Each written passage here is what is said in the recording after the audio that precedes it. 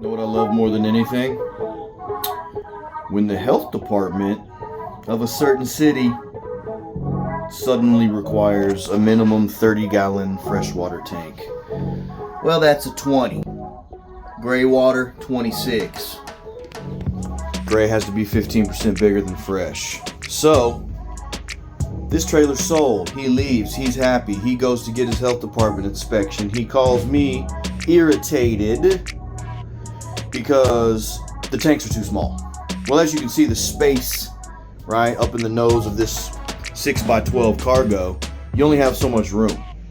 And I personally do not, every health department is different. I've got trailers in every other county. I guess I haven't sent one through Austin lately, but everybody has tanks like these or smaller because of capacity issues and where you can fit things. So now, he had to bring it back. I'm having to figure out this new Chinese puzzle to fit this monster, a 40-gallon gray water, and out there I have a 30-gallon freshwater tank that are not going to fit in there.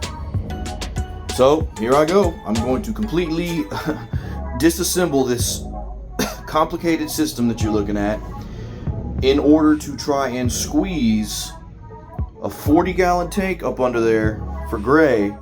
And I'll probably just have to put the fresh water right here. And hopefully the water heater can stay in there with the gray tank. But yeah, this is a pain in the ass. Boom, there it is. Minimum 30-gallon required freshwater tank by the city of Austin. Not all jurisdictions, health departments require a minimum gallon tank size, but they do. That was a surprise to us. We had to redo the tanks.